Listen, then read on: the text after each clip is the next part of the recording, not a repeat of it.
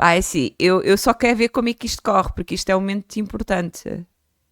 Atenção, se vocês forem a ver bem, foi o ano passado, já começou para aí, assim, o movimento em si já começou há muito mais tempo. Ai, caraca, desculpem, my bad. O movimento em si já começou há algum tempo, mas nós temos que pensar numa coisa. Em 2024 foi quando a petição foi criada. Em 2025, julho de 2025, fechou. Quase um ano depois estamos aqui nisto. Não é? Não, queria que estás aqui. Yes. Vai assim. Hoje é um dia importante, Mix, porque vamos ter o hearing do Stop Destroying Games, ou Stop Killing Games, ok? Que é extremamente importante, pelo menos no mercado europeu. E depois vamos para Resident Evil 3. E depois havemos Ladies and fazer... gentlemen, please take your seat. Então, onde é que está o meu Tuga? Dear colleagues, I'm glad to co-chair this É Pac! um prazer poder ser o co-presidente desta comissão mista da IMCO e Júri, em nome da the efforts of the Desculpem, é que a senhora está a falar de baixo. of European Citizens Initiative to engage citizens in shaping the European Union legislative agenda.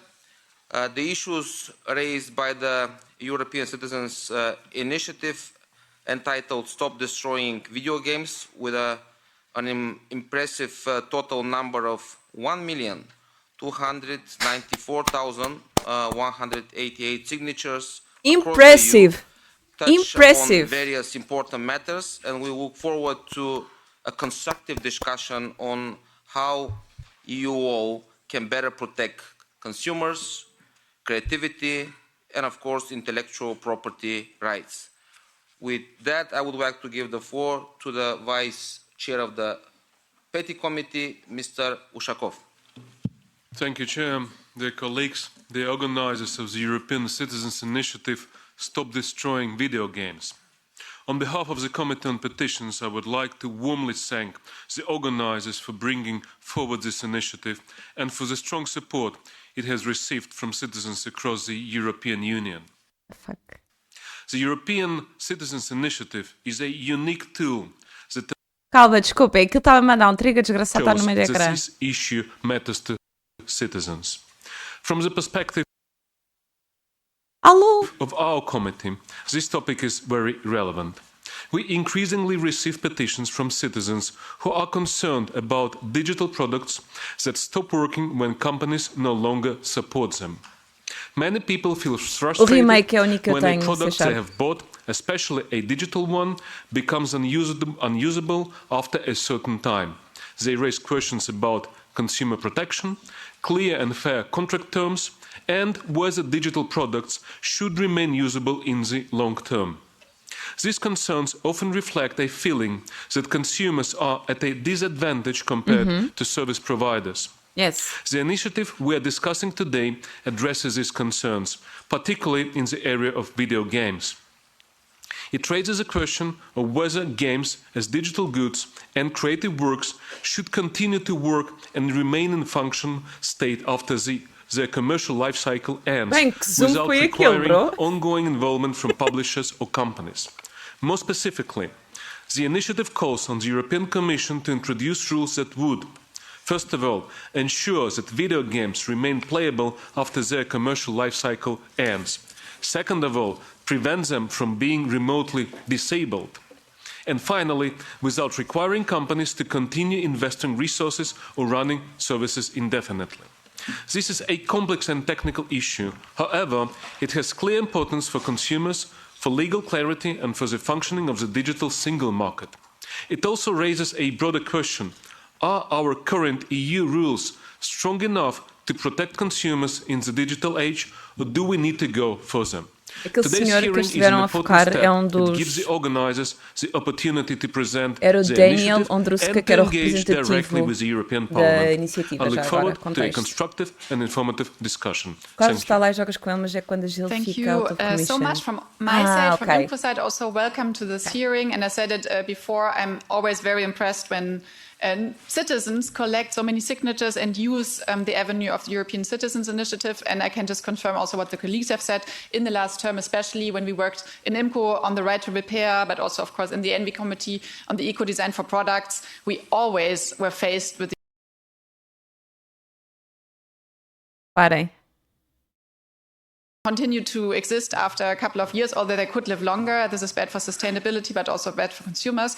So I think this citizen initiative is very, very interesting.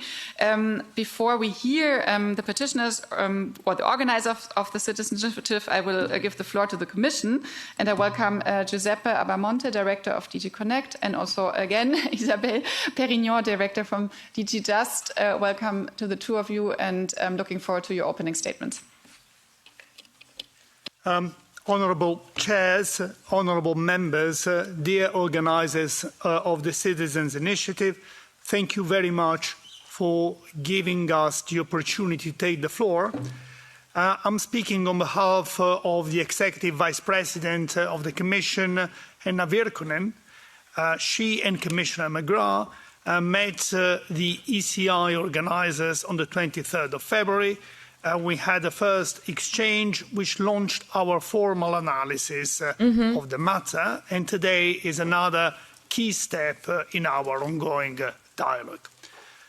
There is the 14th successful ECI submitted to the Commission with over 1 million signatories across 24 member states. It has clearly met the test of credibility, reflecting the concerns of a vast number of European citizens. We are addressing a critical industry, which is the video gaming industry, employing 100,000 people and generating 22 billion euros revenues in the EU. So the sector is one of the most important 22 mil milhões, policy and is central to our economy. So is a core Só na União at the same Europeia. time of modern European culture. Xuxa. The central issue is the end of life of these works. Modern game development often relies on a model where publishers can unilaterally terminate access once a game is no longer deemed commercially viable. And this brings us to the heart of the legal complexity. There is clear tension here, since we understand and acknowledge the sentiment behind the Stop Killing Games initiative. You highlight a growing public anxiety, the total loss of digital property, and erasure of cultural artifacts once a service is shut down. On the other hand, video games are protected by copyright, which is an intellectual property right. Publishers enjoy the exclusive right to exploit their works, including determining the terms under which they are made available to the public. Any regulatory intervention, such as mandating end-of-life support, must be analysed with extreme care, as it touches upon the fundamental rights to property, which is a fundamental right protected under the Charter of Fundamental Rights, and the principle of contractual freedom, which is also indirectly protected. So the challenge will be investigating how and if we may balance the respect for the publisher's property rights and at the same time ensuring that our cultural heritage is not permanently lost to technological obsolescence. With that said, I would like to pass the floor to Isabelle Perignon, my colleague, the Director for Consumer Policy in DG Just. Isabelle, please. Thank you, Giuseppe. Boa apresentação. Honourable chairs, honourable members, dear organisers of this Citizens Initiative, I would also like to thank you for the opportunity to participate in today's discussion.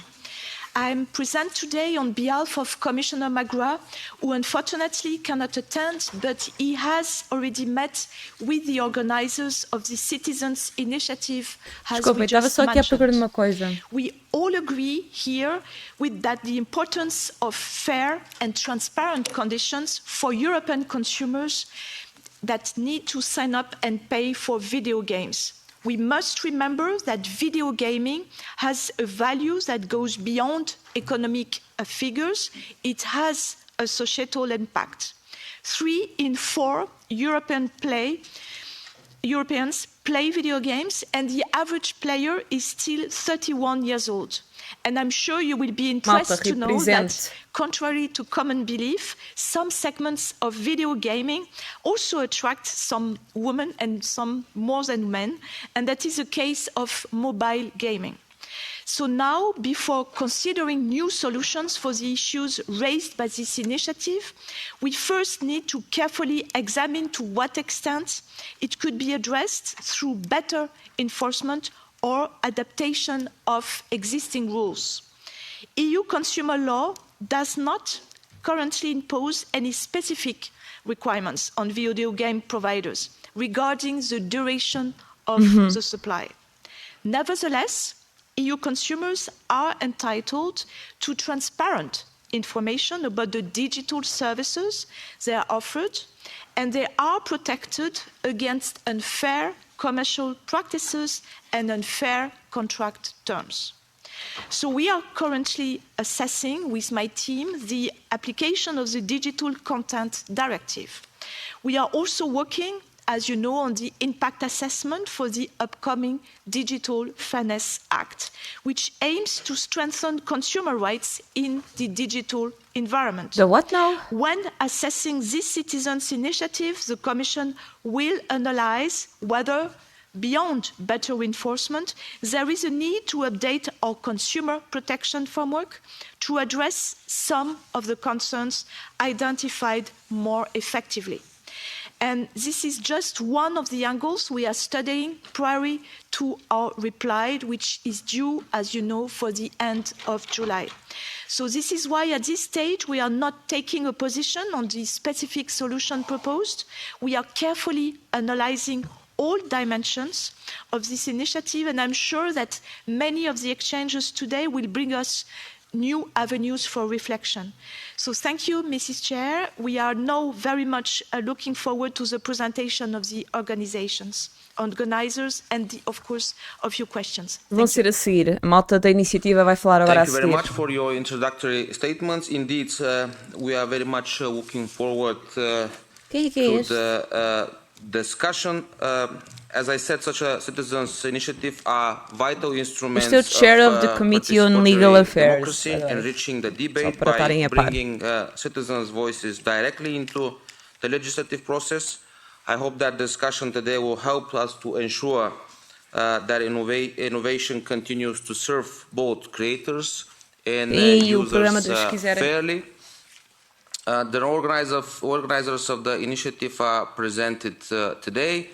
With us we have Mr. Daniel Ondruska, welcome, Mr. Ross Scott, Mr. Moritz Maximilian Kanzner, also welcome to you gentlemen, Mr. Alberto Hidalgo Cerizzo and Mr. Marcin Barkzik. Welcome to Alberto, all of you. Alberto, according to the program, we have around 15 minutes for your introductory remarks, starting with Mr. Ondruska. You have the floor, sir. Thank you very much. Hello. Honorable ladies and gentlemen, it's a pleasure to be here. My name is Daniel Ondruska, and I am the representative of the ECI Stop Destroying Video Games. And for our purpose, it stands in the title, honestly. We are trying to prevent video games from being destroyed. We see video games not only as part of our culture, but also as products. Não, ele deve ser espanhol, repara, porque é Hidalgo. Unfortunately, the practices in the video games industry are hindering both of these and threatening video games as a medium. What we hope to achieve today for you is to explain the problem, what we have done to try to fix it at least, Ouçam, eu se fosse uma merda destas, eu antes de ir bebia copinho de vinho. Just as it was mentioned in the beginning, we are representing European customers and consumers who have not had a voice on this issue for a very, very long time, and therefore we are very, very thankful that you are hearing us out today. And I would say that we could start with the slide deck, and I would then hand over to my colleague Ross Scott.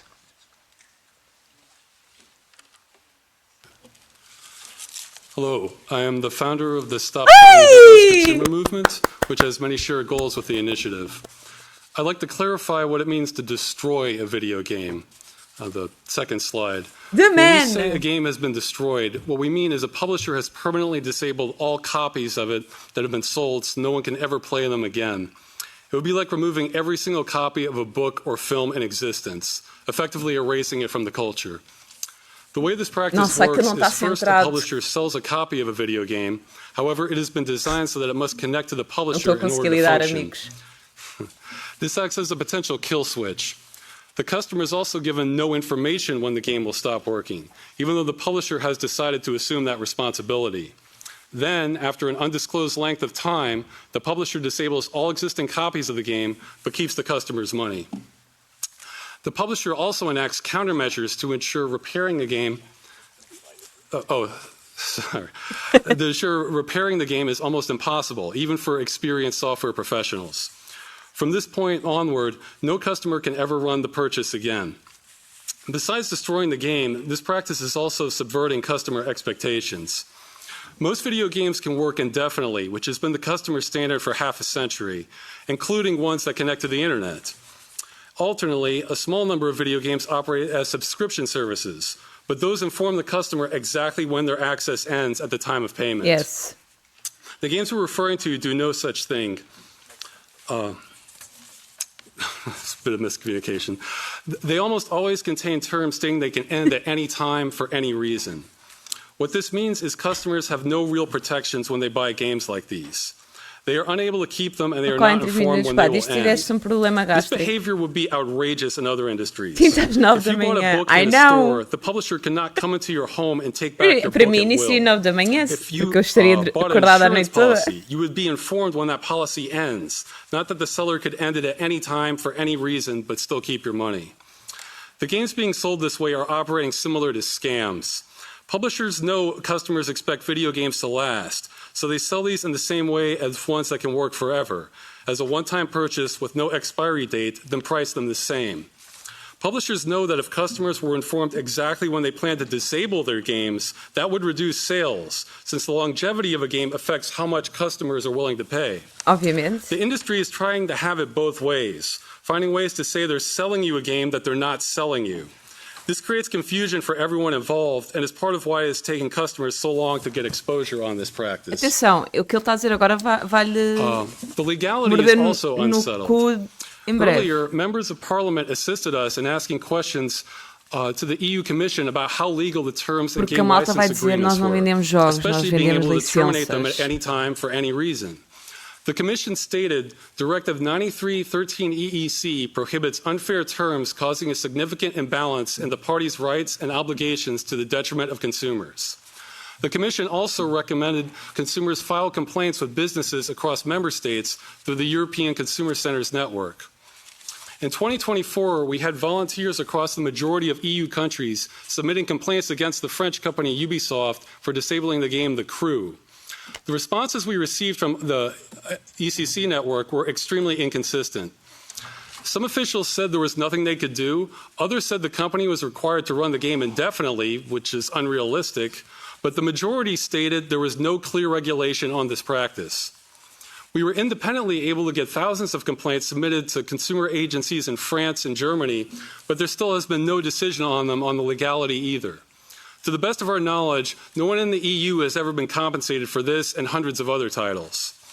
In short, governments in EU countries are not sure how to handle this situation, and customers are overwhelmingly not being compensated for the loss of their purchases. It is an ideal situation for clear regulation. This is not a new practice. It started approximately 2005 and began negatively impacting customers from around 2010 onward. However, it often affects a minority of customers whose complaints can get lost in the system. It wasn't until a large case affecting millions that any attempts to get government attention were possible, and there still is no answer. The EU Commission says this must be handled on a case-by-case basis, but this practice is extremely widespread. Future slides. We have formed an amateur study examining over 1,100 video games that require a connection to the publisher. The majority of these have been deliberately disabled by the publisher, with many of the rest still at risk of being destroyed. Under the strictest interpretation of what it means to disable a game, the study found that out of over 400 titles, publishers disable a customer's purchase 93.5% of the time when ending support. This business practice is responsible for more destruction to the medium than anything else by an enormous margin.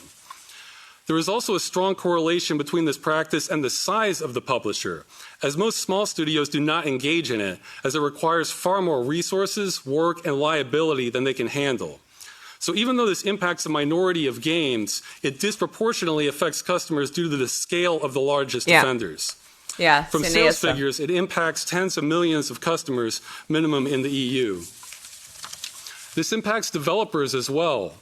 This may seem obvious, but based on interviews and feedback, we found the majority of game developers do not support having games they've worked on destroyed. They can spend years of their lives creating them, but they are often not the ones making these business decisions, and sometimes even sign non-disclosure agreements so they cannot voice their opinion on the matter. The main point I hope that does not get lost in this hearing is this initiative welcomes any solution that will solve the problem of video games being destroyed on this scale. We want this to be as easy and as practical as possible for all parties involved and are very open to how that is achieved. We are not even asking publishers to change their business or monetization models, only that once they end support, they do so in a responsible way. Our only goal is to prohibit this destructive practice and thus obtain basic protections for consumers and the medium as a whole. É uma coisa tão básica e tão simples e tão Next, óbvia. I would like to address the honourable members on a huge issue that we faced during the campaign, especially the start of the campaign. The fact that the whole discussion is very unclear because the technical solutions are so difficult and there's also a lot of pushback by the industry. So I would like to raise to some proposals we've seen from the industry to masquerade as proposals, but are simply unrelated to our issue wholly. Some examples of these are clear labelling, minimum support times, and voluntary end-of-life plans. These are not solutions, nor are these even compromises. They do nothing to fix the problem of games being destroyed in its essence. As far as labelling goes, most customers are aware of the problem, but each game is unique creative work and technical work. There is no substitute for each one any more than a book or a piece of music can be substituted for another. Their uniqueness is the entire appeal.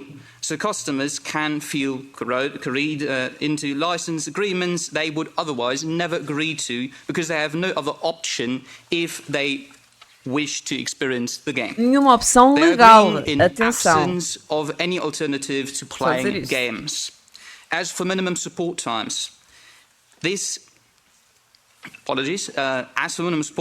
is unrelated to our issue. The same goes for notices of when games being shut down. We have no problem with publishers ending support at all. Anytime they wish, we only ask that they do so in a responsible and reasonable way. Finally, the option of voluntary end-of-life plans is quite literally the state where we're in now. While we appreciate when this does happen, our research shows it happens only about 4 to 6% of the time, and these conditions are exactly what led to getting over 1 million EU citizens to sign the initiative itself, requesting the EU government to address the problem. Appealing to government is not our first attempt to solve this. There have been multiple attempts coordinating thousands of people to contact companies such as EA or Ubisoft, a European company from France now residing in Canada, so far as back as 2016. In every instance, there was a refusal by companies to allow customers to retain their purchase, in some cases even actively taking their games from their libraries. Yeah, the crew. Next slide, please. A statement made by the European lobby group, Video Games Europe, of which companies like EA, Ubisoft, Roblox and others, so the really big players in the video games industry here in Brussels and globally, are part of, about the movement, has said as much. They not only mischaracterized what was being asked for with endless support, something the movement has never sought, but also claimed one of the reasons for disabling customer purchases is that they represent competition to official versions. I translate this. It is a business model to shut down the game to get players to play their next game. Next slide, please. Mas é por isso que eles não querem esta merda. We're exclusively talking about games where official versions are disabled. In other words, the industry is claiming that customers playing old games could reduce sales for new games, thus they should be free to disable their purchase. Not only do we disagree with this reasoning, but we find this entire stance extremely customer hostile and unacceptable in regards to what the European Union outlines as its purpose and its track record of protecting its consumers and outlining clear market rules, so there is no uncertainty for companies, which could also harm innovation, especially for smaller studios. Their stance has been very consistent that customers are not entitled to keep their games purchases, nor be informed when they will be taken back from them. We're happy to work with publishers in solving this problem in any way that addresses their concerns, but there's been a flat refusal by the publishers, and I must press this. There is no monolithic industry. It is the big publishers in the most part, and even there from Poland, GOG, the creators of Cyberpunk are an exception to this issue, large exception to this issue. GOG mention. We have exhausted all other avenues for trying to get this problem solved, hence why we're here today. It is our sincere hope that the honourable members and the Commission are going to be able to find reasonable solutions for all parties involved. Mesmo que existam diferenças, há malta que não quer jogar o mais recente por N motivos, não é? Thank you very much. Greetings, Your Honours. Thank you for your attention. I'm Professor Alberto Hidalgo Cerezo at University San Pablo CEU, Madrid, a PhD in law, Jean Monnet professor dedicated to consumer law harmonization, especially on digital consumers. O nosso Alberto. I'm a member of European Law Institute as well, among many other associations. We're getting a little bit short on time, so I'll be fast with my intervention. Thank you.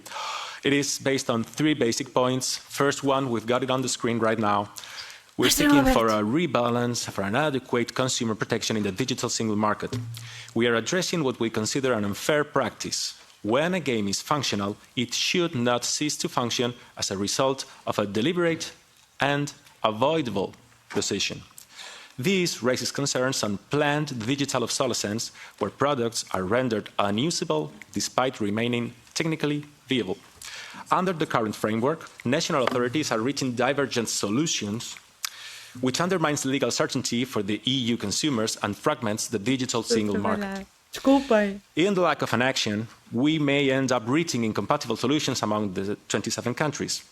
There is thus a clear need for harmonizing rules, a common European approach necessary to ensure fairness and consistency. Second, please, next slide. Second, European Union as a global leader in consumer protection.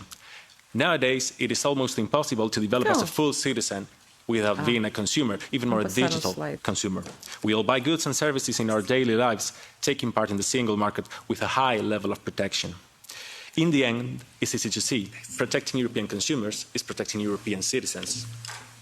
Primary EU law remains constant in securing a high level of protection for consumers at the maximum legislative level in the EU law. For instance, Charter of the Fundamental Rights of the European Union, Article 38, Union policies shall ensure a high level of consumer protection.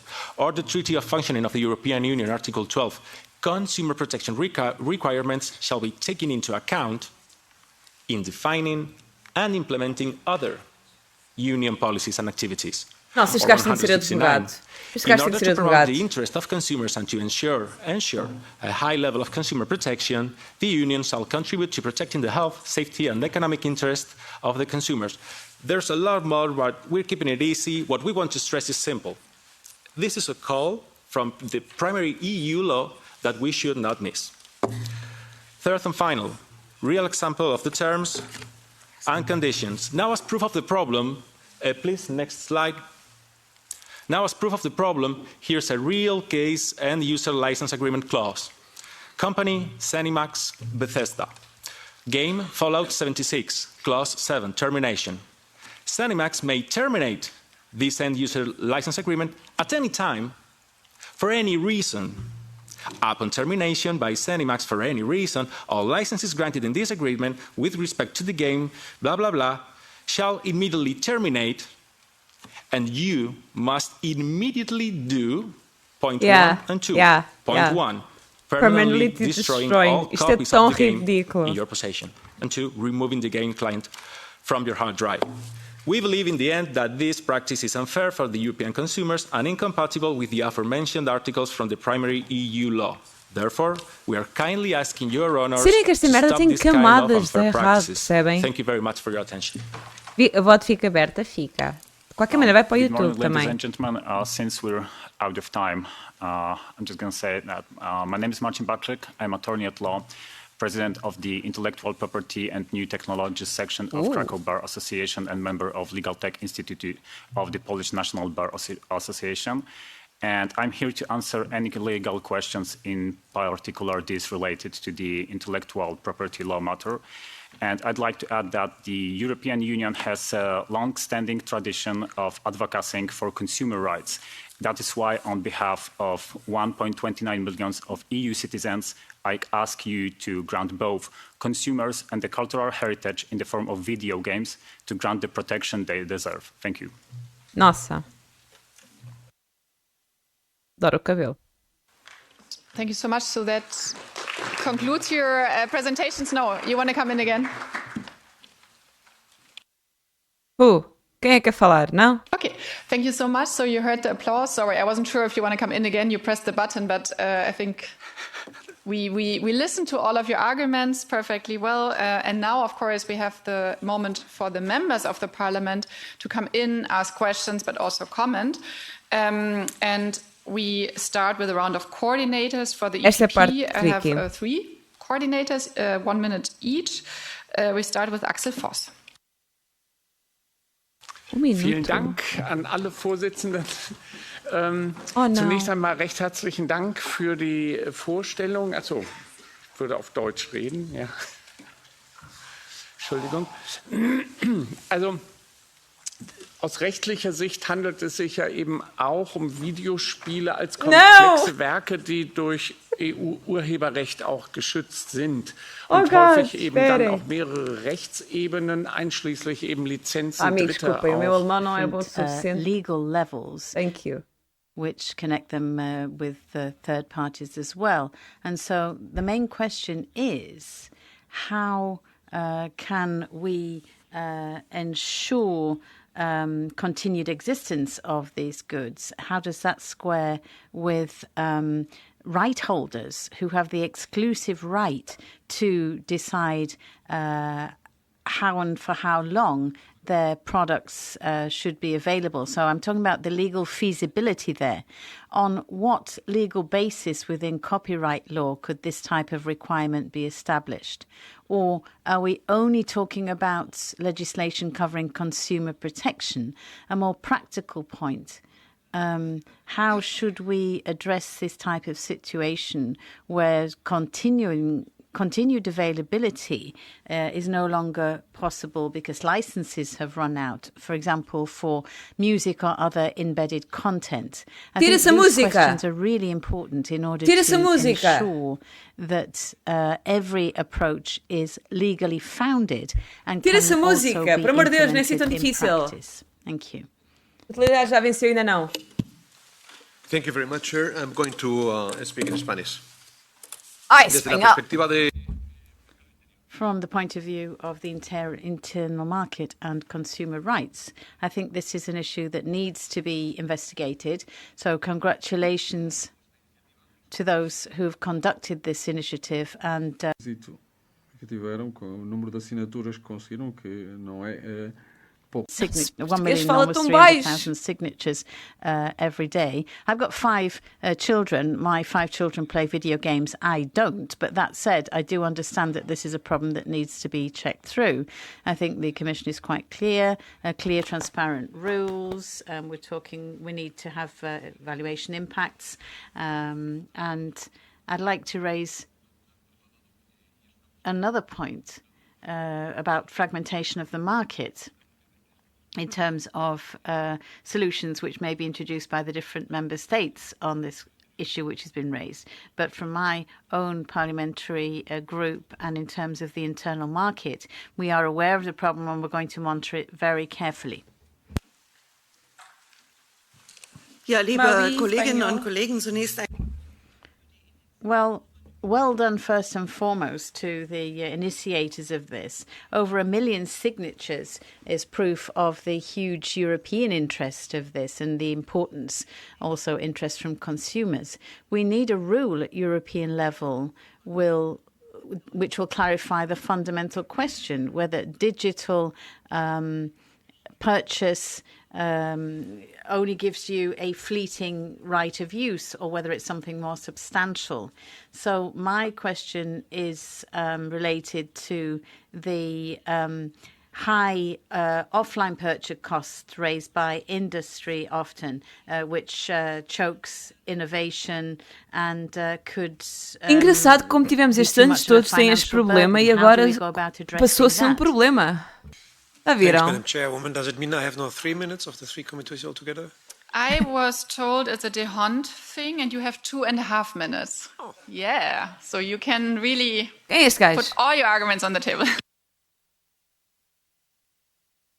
Fala. It's luxurious. Thank you very much. I take this also as a reminder of my past as an IMCO member, despite the fact that I'm here now acting as URI coordinator. Now, first of all, congratulations to the initiative to have reached the 1.3 million signature threshold.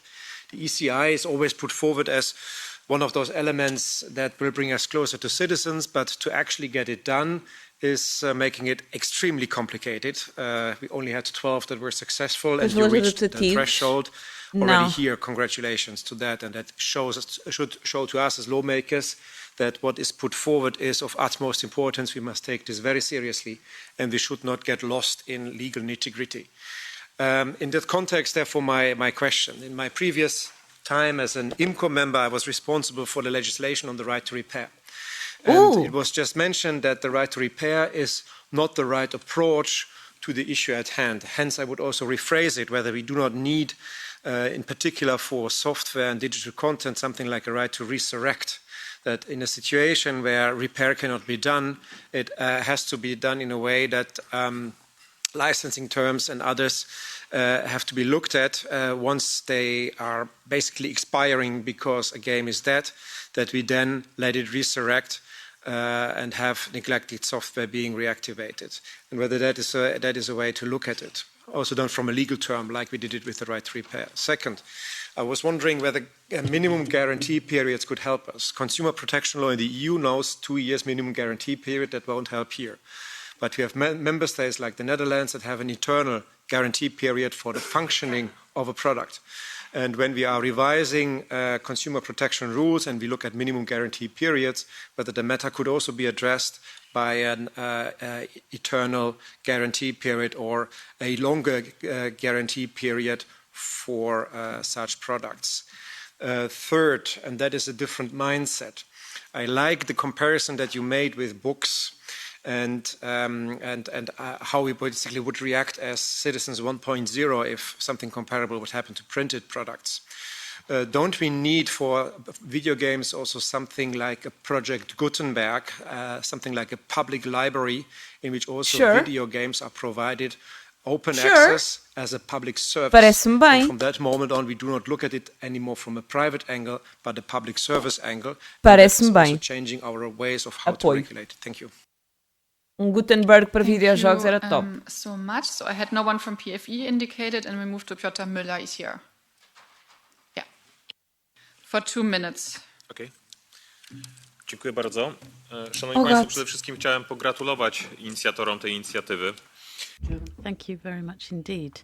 Well, I would like to congratulate the initiatives, the people who supported this initiative. A huge number of signatures has been collected and the problem has been understood by the users. My group supports this initiative and trying to regulate these guarantees for players is another slightly different problem. But I'd like to say crystal clear right now that we do support you. Just a couple more words on this sphere. Technology is developing ever faster. Digital services are changing very quickly as well. It's not only about video games producers, it's also about streaming platforms, which are not always fair in their behavior either. Someone buys a product. Sunt diferente. They're convinced that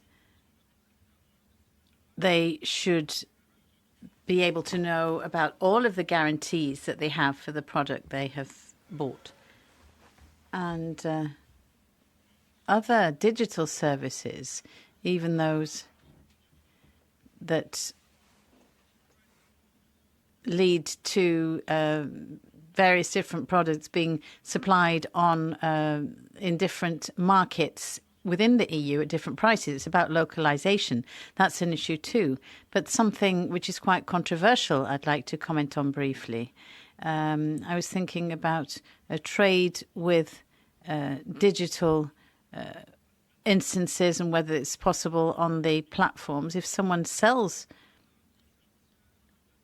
a product, they can also trade with their license. I know the platforms don't want that because it would mean a further secondary market for these licenses. Thank you. Nicola Minchev, our IMCO Vice Chair, and he's connected online for 2 minutes. Okay. Thank you very much, Madam Chair. Firstly, I would like to thank both the authors of the initiative and also the representatives of the European Commission who are present in this committee meeting. So on the 31st of March 2026, the French consumer organization UFC QCR, or sorry for the pronunciation, but the point is that the consumer organization brought a legal action against Ubisoft before court following the closure of the servers of its online racing game, The Crew. This unilateral decision rendered the game completely unusable, depriving consumers of any use of a game that they had already purchased without ever having been informed of any expiration date, to put it this way.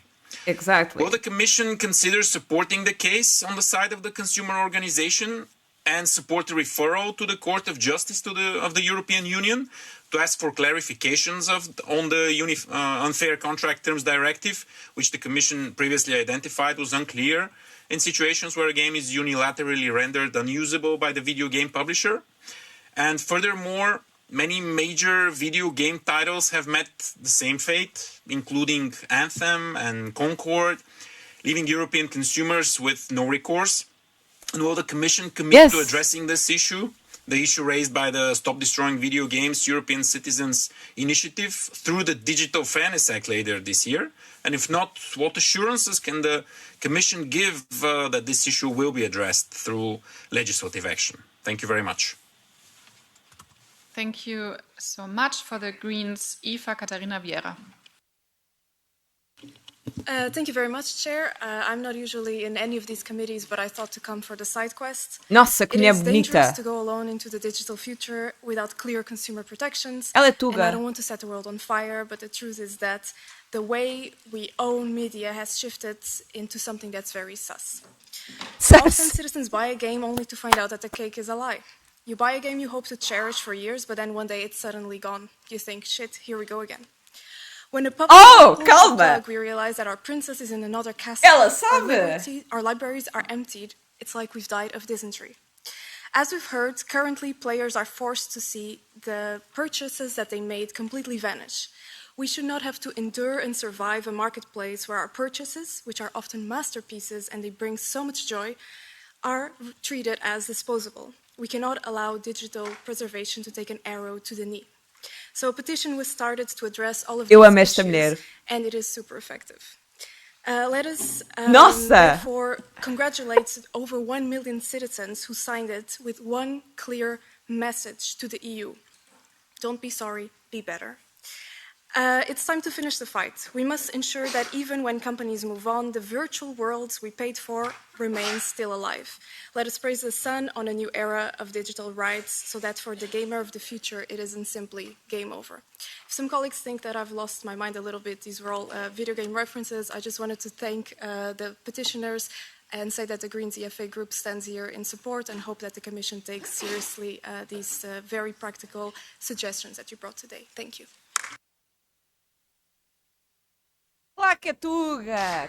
I feel so old, I didn't understand your references. Catarina, pá! Now for 1 minute, Leila Taibi from the left.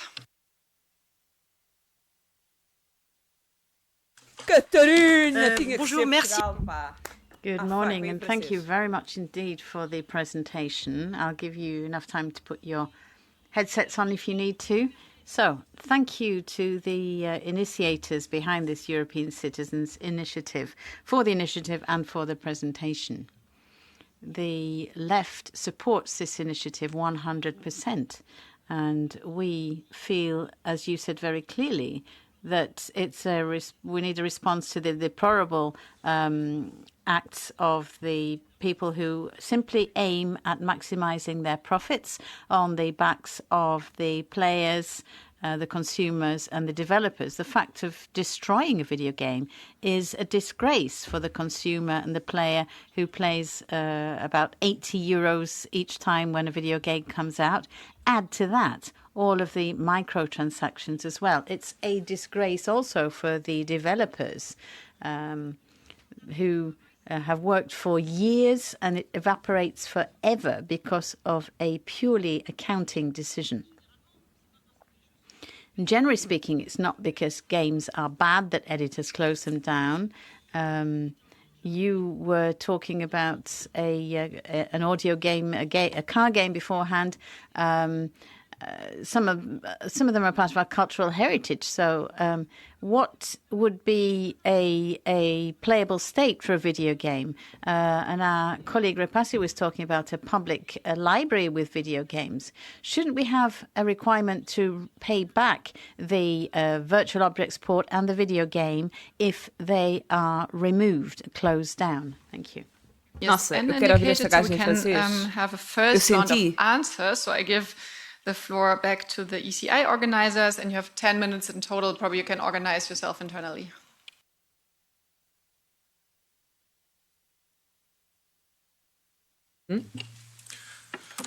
Thank you very much. Am I allowed to? Yeah. So, coming at the question regarding the licenses, this is a typical confusion on the topic. An IP right holder is free to commercialize their IP for as long as they want. This is related to how long they want to make profit out of an intellectual property. This is making the following actions: reproduction, this is selling copies, distribution, communication to the public, etc. The consumer is not affected, as the consumer doesn't make reproductions, distribution, communication to the public, etc. He just paid the full price and plays the game. That's all. He doesn't use IP rights. Anyway, IP law is not absolute, we must remind, and I quoted Article 12, consumer protection requirements shall be taken into account in defining and implementing other union policies and activities.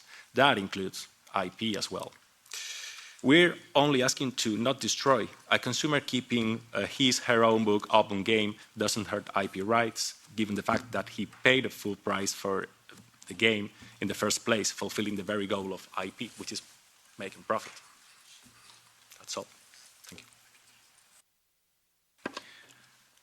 If you wouldn't mind, I would now answer the question regarding the high cost of offline patches and curbing innovation. We are not asking to preserve games retroactively. Eu não defendo isso, por exemplo. What we are asking for primarily is game preservation. So this cannot be retroactive. This has to go into the future. So we ask the publishers to already start with the design process. So to design a game not to be basically switched off and be part of planned obsolescence. From our point of view, of course, if we would grandfather in games, of course, they weren't designed to have that requirement. That's why we are not trying to be unreasonable. Claro que não eram. É o problema. Para começarem a falar de IPs e tu ficas, meu caralho. Games that were developed 3 years ago, as it was mentioned before, don't. It's a design decision. It's a business decision. And in terms of curbing initiative, eu compro livro do Sanderson, mas subitamente não vou ser dona do que está lá dentro, caralho. If you have a golden goose and someone takes it from you or tries to regulate it, you will always say, oh, this will curb my innovation, just as it was, for example, with USB-C and Apple, or how it was with, for example, seat belts in cars.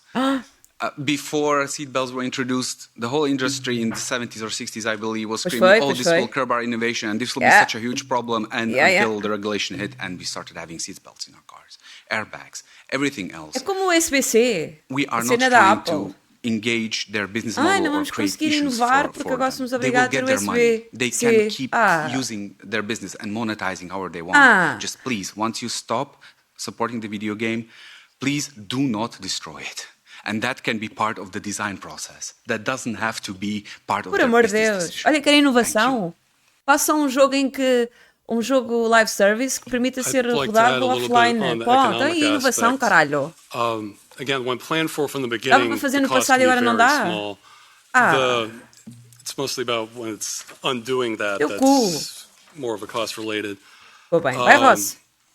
Earlier the game Concord was mentioned. That's actually an excellent example because it's publicly stated that at least 370 million euros were spent developing that game, and it did not include an end-of-life plan like what we're seeking. Most of the cost for developing games tends to come from other areas like art assets or marketing. This is just one element out of hundreds that already go into making a game. The other thing is sometimes industry costs or estimates of how much this would cost can be faulty because they're expecting the game they're asking for to have every last feature it did while it was being supported. And many of those can be retired and don't even make sense for a game that's no longer being supported, like administration or anti-cheat measures or account management or things like that. So that Olha, inovaram no there can be packaging. hundreds Porque tu agora compras, por exemplo, um Mac com um iPhone e tens de comprar o carregador à parte. Pumba. De nada, Apple. Into account when figuring out the potential cost. And it might have been mentioned earlier, but we also want to emphasize the companies have been paid already once for the working game, so that should be factored into the budgeting. Nossa, se eu tivesse ali, eu não estaria como o Ross. On the right to repair, whether we need it and how long a product should work. Nós precisamos da Catarina ali a falar. The right to repair, that's a little bit different issue. Well, that's certainly welcome, having the right to that. As I mentioned in my presentation, there are deliberate countermeasures to prevent repair. That it's almost like a small miracle when it does happen from extremely experienced software professionals for resurrecting a game. However, if there were repair instructions, that would be very welcome. I think we would even consider that a viable alternative to what we're asking, if it was practical to resurrect the game that way. And for how long it should work, it's kind of again, the customer standard is indefinitely, as long as they keep the game in good working order on their end. And we're not trying to hold any publishers responsible for updates that break things that wasn't their doing. So how long they choose to support it, we're completely open to. I mean, I think there's already existing EU regulations on that, but I mean, as far as we're concerned, they could end support the next day, but as long as the game isn't destroyed. Exato. Olha, lanças o jogo, amanhã vai de vela. Pronto. And the last point on the... Aí estás for doing this through the existing, just doing this through the courts, through the legal action, that still doesn't get to the heart of the matter of the game itself being destroyed. We're not really refunds and compensation. Those are a secondary measure that when the game itself can't be reinstated, we just want the game preserved. So doing it through the existing framework doesn't quite get us there necessarily. Maybe if I could add to this, doing this individually for every game in every court, can you imagine? That's why we are asking for regulation and harmonization on a European level, so that we have the same playing field. Choisy was mentioned, legal action in France, there was one game, thousands of players, and it took several years to deal with this. Can you imagine this done 10,000 times in courts? This is not a viable way forward, and that's why we are sitting here. Very quickly on the right to repair. Sadly, we as consumers don't have remedies of our own. That's the first thing. Second one, end user license agreements prohibit any action. And third, consumers don't even have the right to do so. They don't even have the right to repair their games. It's not included in the directive as it is right now. Ai, Alberto! Caraca, gosto tanto deste homem. I just wanted to answer the questions related to the IP and consumer law. Consumers in the European Union nowadays, these who purchase... Problemas técnicos. Sorry, I think you have to switch it off and you have to switch it on. No, sorry. I guess you hear me well. Okay, thank you. I want to address the questions regarding IP and consumer law. Consumers in European Union who purchase digital versions of video games cannot benefit from the same level of consumer protection as those who purchase physical copies.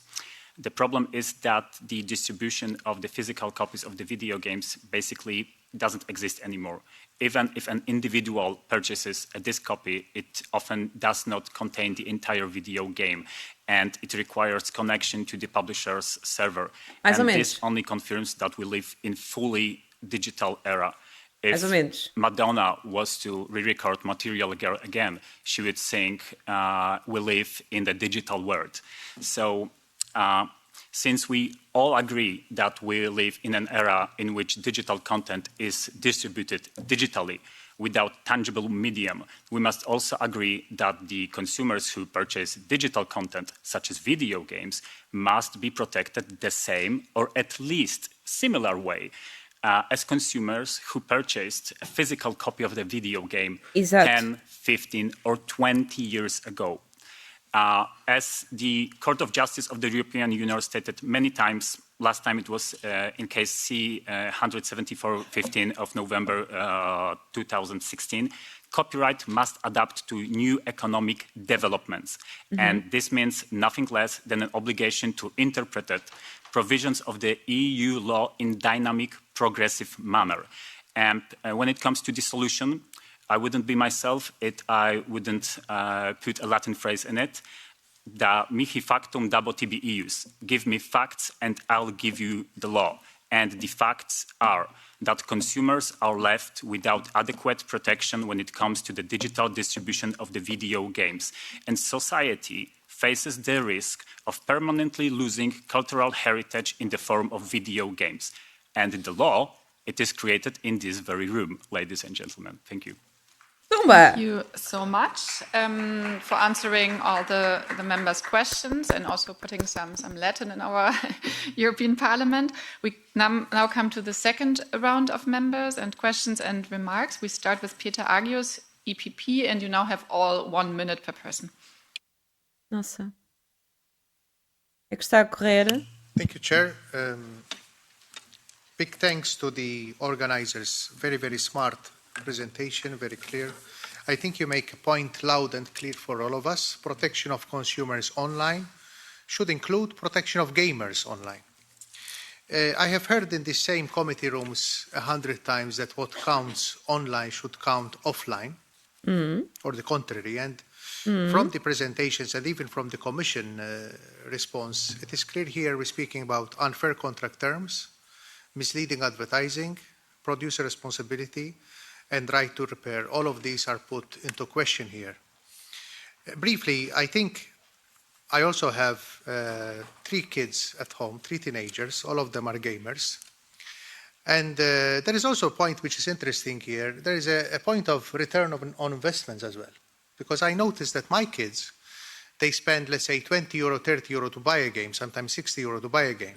Then they spend money on a loot box. Then they spend money to get a shield to fight the trolls better, you know, and, or to do many other things. So basically, if this game is interrupted, you know, these guys have a stake.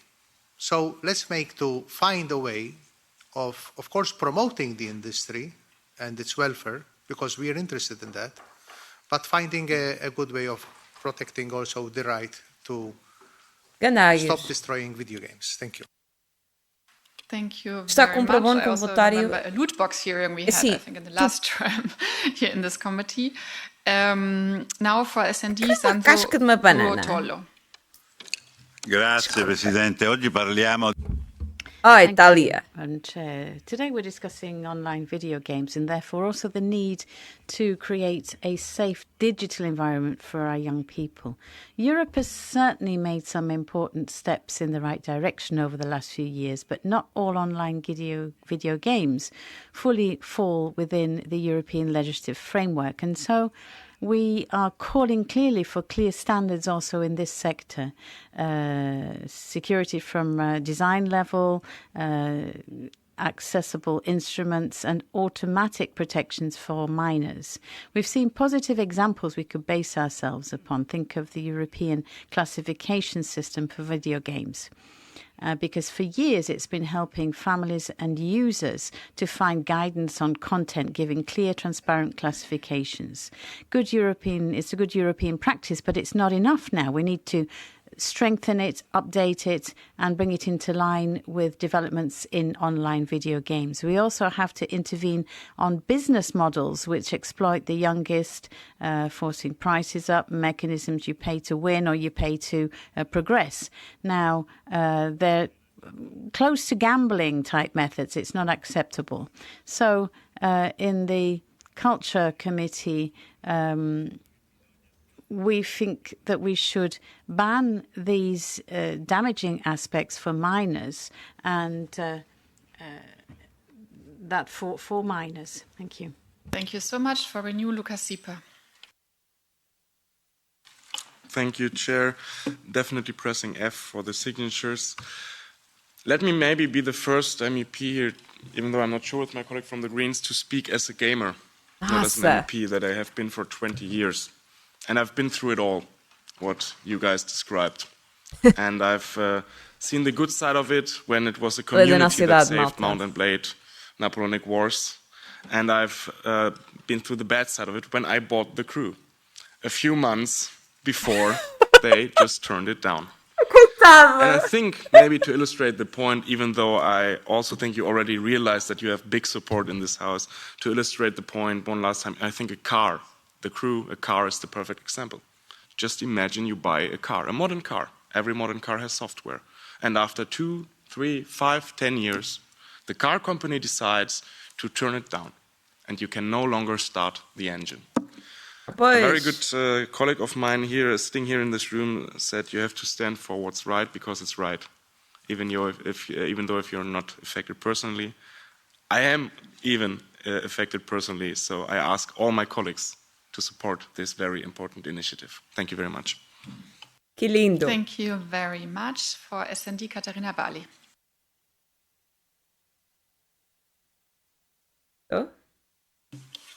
Yes, thank you very much. For also from my side, respect for the, ich spreche auf Deutsch, Respekt für die Initiatoren dieser Bürgerinitiative. A lot of respect for this citizens' initiative, more than 1 million signatures. That's a really great thing to do. And it shows how urgent this matter is. We're talking about a lot of money, more than 46 million of income generated worldwide, and more than music. Nossa, está a ser difícil de ouvir. And then we have a premium. Surto, parece a morrer. Even for games which are for over 12s. And the investigation of consumer organizations. Não, mas a outra foi melhor, porra. There is a considerable impact, and there's a lot of addictive behavior. Ok, esta é a cena que me está a chatear neste momento. Eles estão-se a focar em coisas que não interessam. Fairness Act was mentioned. Is there a need to tackle the issues that we've heard about, or do you feel that existing legislation covers it? Sim, é por isso que eu estou a dizer, não tem interesse. Tipo lootbox e essas merdas, claro que tem interesse. Agora, para isto, não me interessa. Going to do something about it. Tal como a situação de as crianças não me interessam. Desculpem, não tem nada a ver com a iniciativa. Well, a lot of support statements, so that makes the amount of questions and things actually to address very short. I think the point that was mostly mentioned was microtransactions, gambling inside games, loot boxes, all these kind of concepts that are also already partially addressed in the Digital Fairness Act. Yes, they are absolutely part of the problem. If I buy a game, let's say 60 euros, I know some friends, everyone here likely remembers the game Fortnite. I know some friends formerly from school that put a lot and lots of money into that game and into skins and other contents. And compraram as skins I deles. used my money. I made a commercial transaction. So yes, it needs to be addressed. It is part of the issue. We have free-to-play games that are hugely in this case, Fortnite being one of the examples, but many others. And we have cases where people put in 2,000 euros into skins and just shutting that down and taking that away is ridiculous. Não interessa se tem loot box ou não. Interessa se, quando acaba, eles têm aquilo que compraram ou não. Foda-se. Maybe your honors would like to know that the Spanish Congress is working on a project of law regarding this matter, the loot boxes, and the current focus is to restrict the commercialization of loot boxes to minors. Pronto. Falta só agora falarem das criancinhas coitadinhas. Since we're playing ping pong here, I'm going to add something too. We, at this very moment, to this day, in the California State Assembly, a bill that we've worked on is being brought in that also has microtransactions in them. We, in the first place, didn't actually look at them. The California State Assembly brought them in, so there is definitely room to add these things properly and find a good definition. Maybe not saying, okay, this is the product, but is there a commercial transaction going on? To address the issue, that would be an angle that the California State Assembly, for example, took.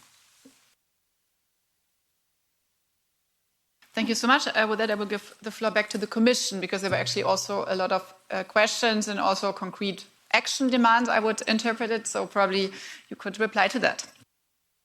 Yes, thank you, Mrs. Chair. Thank you, Anna. 2 points from our side. So, first of all, I mean, a big thank you for these exchanges, because I think it really clarifies again, and thank you for the good questions from all the MEPs. And first of all, I mean, indeed, the consumers are not completely unprotected. I mean, I mentioned and we discussed now some of the rules, but what is really important is to address this specific issue that we have now on the table. And that's the reason why with my team, we're really looking at it and in depth and looking at different options. And we are, as you know, at the same time preparing the Digital Fairness Act that was announced by the Commission for the end of this year.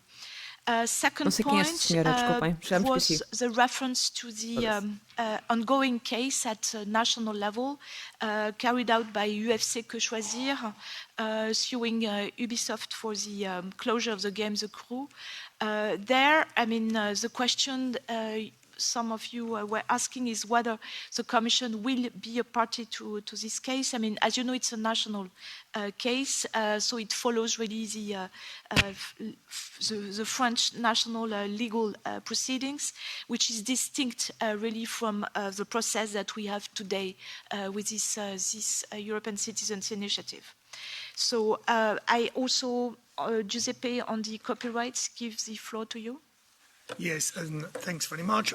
Very quickly, and to chip on what Axel Voss, who is the putative father of the copyright in the DSM directive, from a copyright viewpoint, the matter is a little tricky because there is no mandatory licensing imposed on video game developers. They enjoy contractual freedom to commercially exploit their works and determine the terms of their licenses. The framework does not provide for exceptions that cover end of life of a copyright product. Now, having said that, there is a provision in the directive on works that are no longer commercially available and provides for the possibility of licensing such works through collective management organizations and cultural heritage institutions. Now, the problem, as pointed out by Mr. Repasi, is that cultural heritage institutions do not often hold in their libraries video games. And the provisions of the DSM Directive of out-of-commerce works, which are set out in Article 8, include a number of conditions which may be difficult to meet for video games. Not the least, the possibility for the video games, for the right holders basically to opt out from the exceptions. Having said that, we are now undertaking a review of the copyright in the DSM Directive. We will give it a very good thought, and we will revert fully on this issue in July. Thank you. Okay. Thank you very much. So this concludes our hearing. I mean, I can just say that I heard a lot of support from basically all the political groups for your initiative, and I can congratulate you again for the great work you have done. All the citizens that were also engaged in the topic. I would just at the end give the floor also to the Vice Chair of PETI again, and then to the Jury Chair if you want to for some concluding remarks, please. Thank you, Chair. On behalf of PETI Committee, I obviously would like first to sincerely thank you everyone for the focused and constructive discussion we just had on the European Citizens Initiative Stop Destroying Video Games. And the hearing allowed us to fully listen to and assess the potential of the initiative. I would like to thank all the speakers who have brought further clarity to the issues under discussion. And today we have had the opportunity to understand directly from the organizers, experts and stakeholders about various challenges that arise when video games become unplayable after sale due to discontinued services or disabled access. And this initiative highlights a real concern for millions, and as far as we understand from the presentations, probably hundreds of millions European citizens, ensuring that digital purchases remain functional and that consumer rights are respected in the evolving digital landscape. I trust that the insights shared today will inform our continued work and will provide the European Commission with a clear understanding of the importance citizens attach to this matter. I encourage all participants to maintain the constructive dialogue and to consider the concrete proposals and experience discussed here as we move forward. Thank you once again for the contributions. Well, thank you very much for your contributions. I can reiterate the broad support from three committees, and also I can reiterate that we will continue to follow this initiative and while we are maintaining the open dialogue with the stakeholders. Thank you. Thank you. E acabou?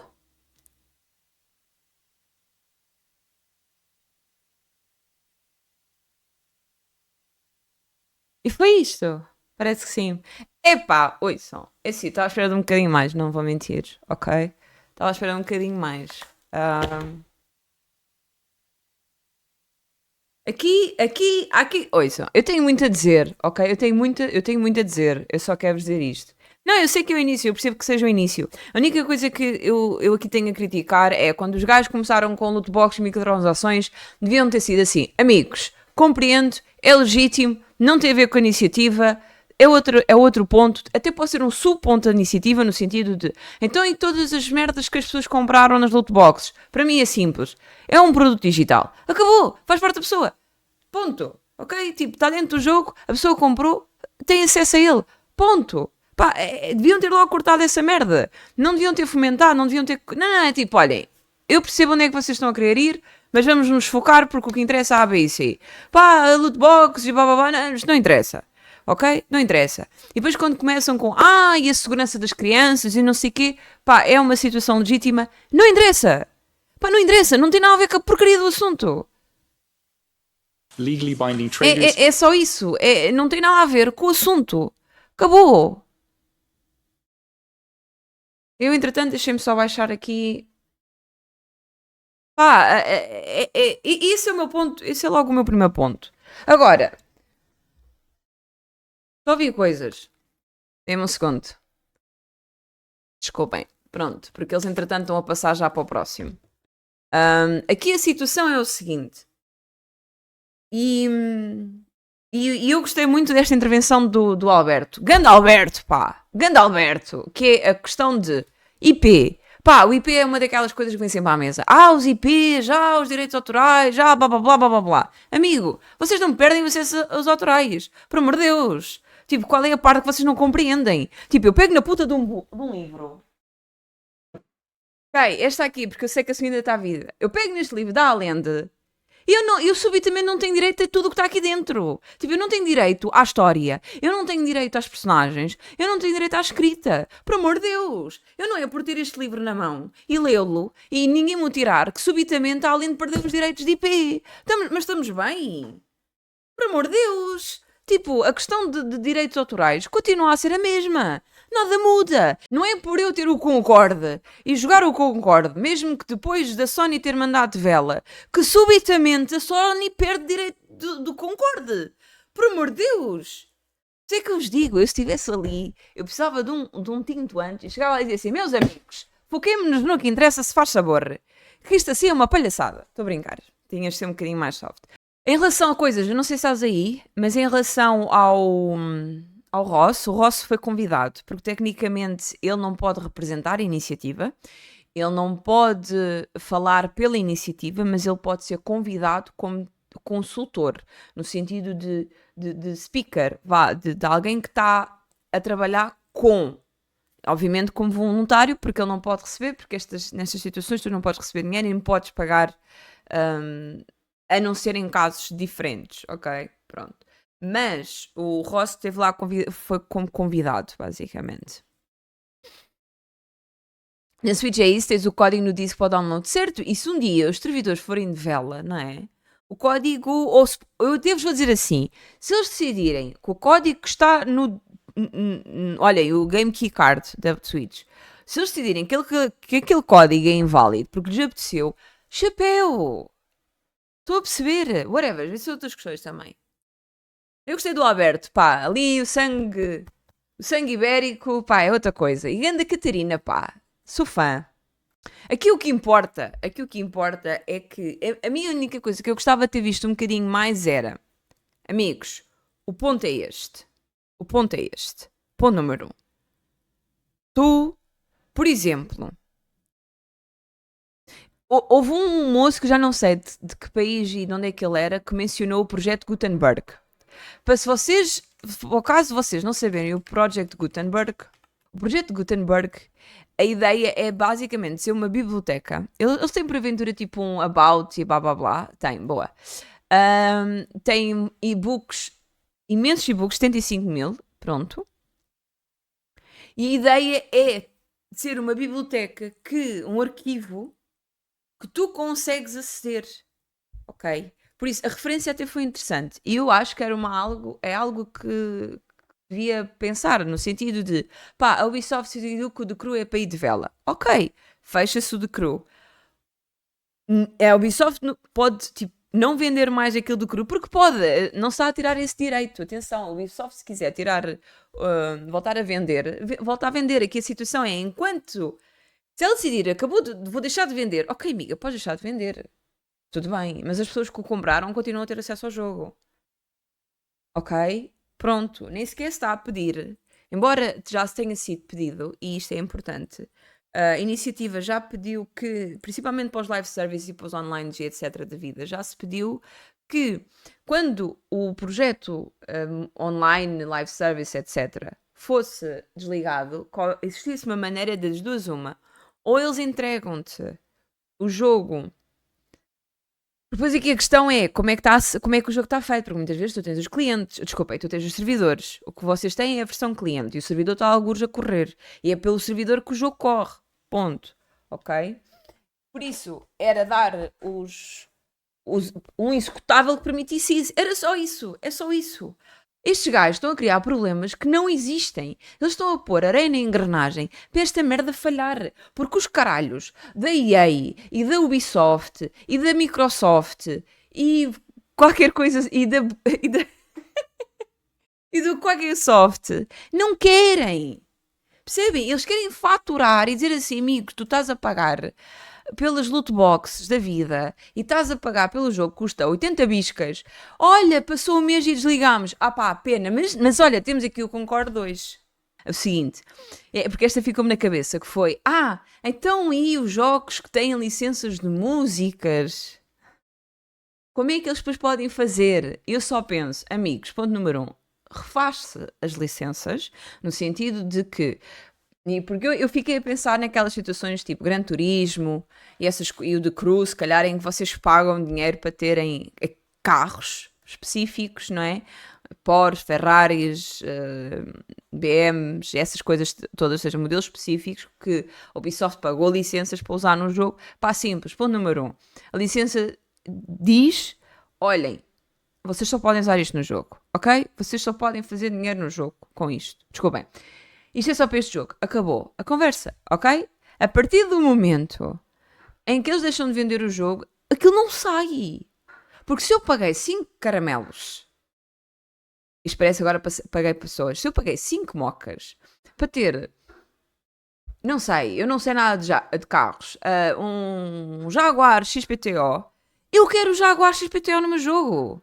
Acabou. Mas as permissões. Estão-me a borrifar. Olha que cacete. Deixa-se explícito que, por exemplo, se ele fechar, se eles fecharem as coisas e efetivamente eu fico com o jogo, ok. Está bem, mas eu continuo a ter o meu Lamborghini XPTO. Acabou. São mocas, vai mudando. A moeda vai mudando. É só isso. Eles vêm-me com estas desculpas, com estas merdas, e eu só penso, fogo, eu vou pegar num jogo antigo que tem também licenças e estão lá. Vocês acham que os Grand Thefts não continuam com as músicas? Porra, eu vou pegar no Playboy Mansion, que tem músicas licenciadas, e eu aposto, eu não vou porque não dá para comprar rigorosamente lado nenhum, mas se eu pegar na minha cópia do Playboy Mansion, eu pego naquela porcaria, eu meto no PC a jogar e jogo. É isto que me chateia. Há 20 anos conseguimos fazer isto e agora perdemos a capacidade. E então a situação da inovação. Vocês são muito, muito bons em inovar para escamar as pessoas, carago. Xissa. Esta malta tenta pôr areia. Não sei quem é que tinha mencionado isto é um ganda lobby. E é. Isto é absolutamente ridículo. Estes gajos encontraram um loophole, encontraram um buraco na lei, ok, na legislação, e pensaram, está feito.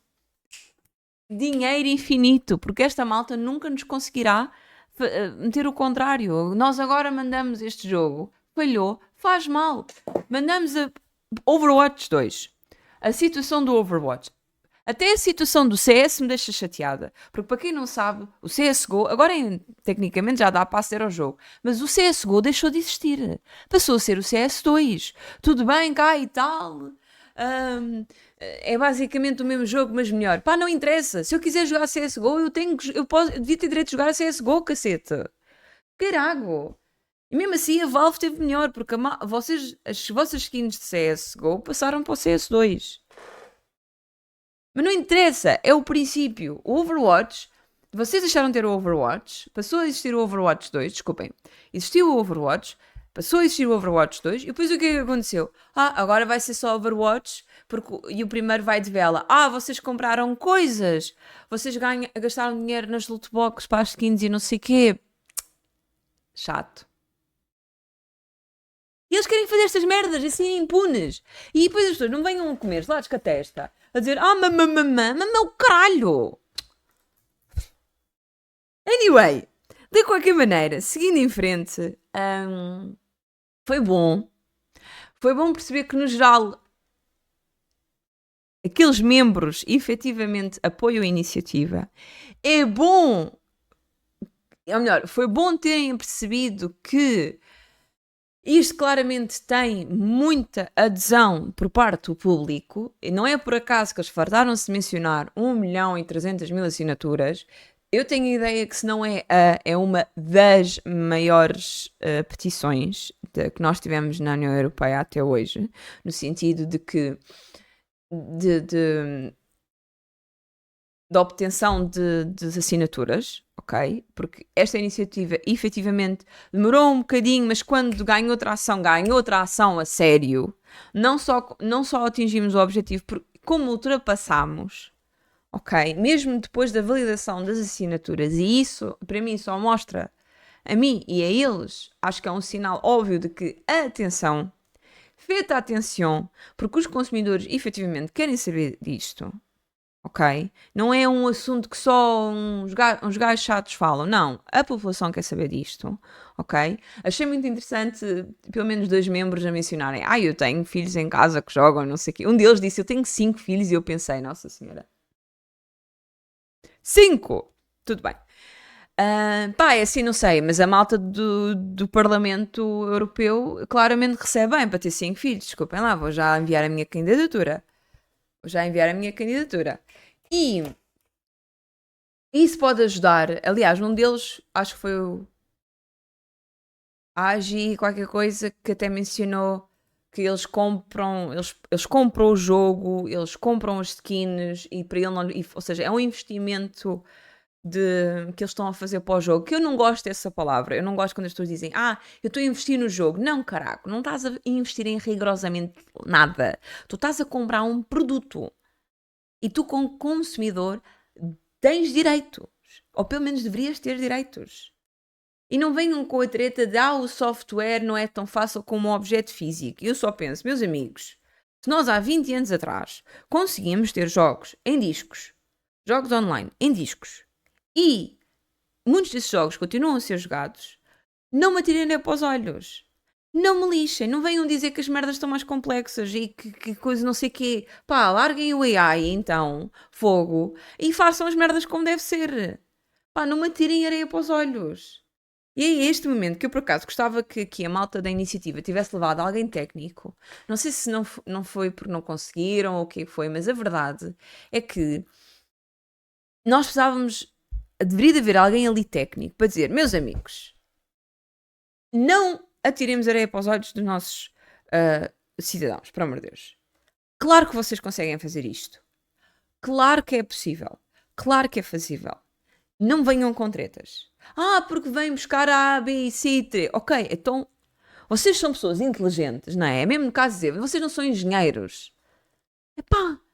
Então usem a merda do cérebro, caralho. Porra.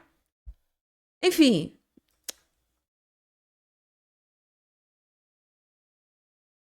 A melhor participação foi da Catarina, por isso, fã. Fiquei fã.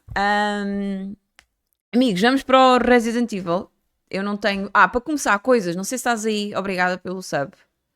Desculpe, eu não tinha... Ou melhor, eu vi, mas estávamos na cena e eu não queria interromper a situação do hearing enquanto não coisa. Com isto dito, vamos ficar obviamente atentos, já é um primeiro passo. Isto ainda vai demorar tempo.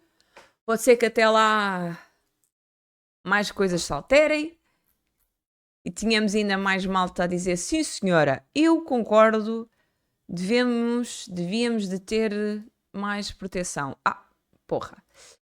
Vamos para o Resident Evil. Estão prontos? Nossa, vai começar a maratona. Eu estou a pensar se... Aqui ainda é um bocado cedo para almoçar, mas eu estou com fome. Sem pensar se eu deveria de... Esperem, para começar tenho que mudar a categoria, não é?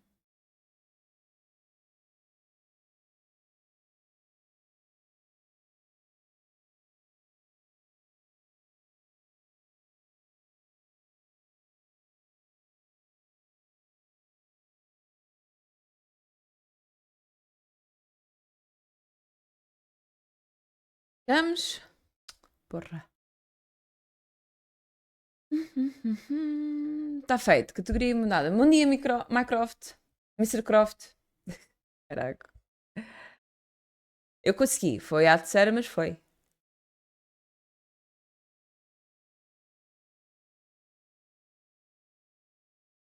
Vamos saber aqui a primeira coisa. Está feito. Este pode-se tirar. Entretanto, desculpa, C Sharp, antes de irmos para o jogo. O que é que estavas a falar? De cenas adaptativas?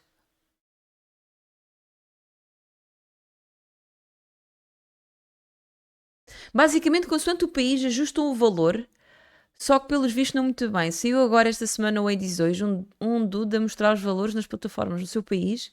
A PS tinha o valor do Hades 2 duas vezes mais versus Steam e Xbox. Não, mas espera. Uma coisa é ser... uma coisa é ser mais caro, isso não é assim tão estranho.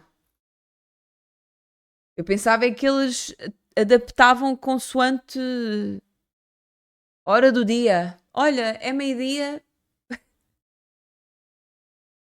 Em meio-dia podes coisa. Vamos cobrar mais. Ora bem, vamos fazer desta maneira. Deixem-me pensar. Ir este.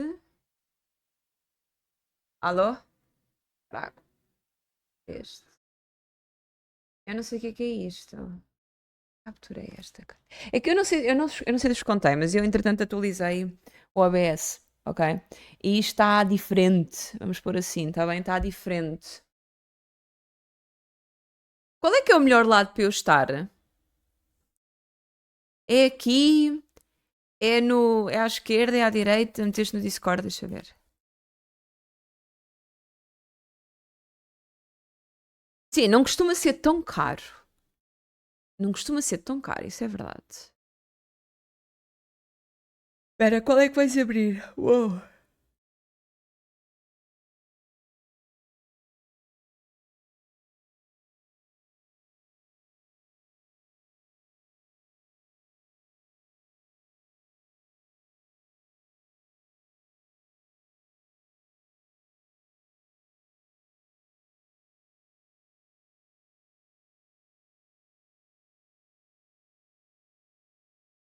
Calma, calma, ele também está a ser injusto. Calma lá. Quer dizer, na verdade todos eles são com desconto. Nevermind, deixa estar.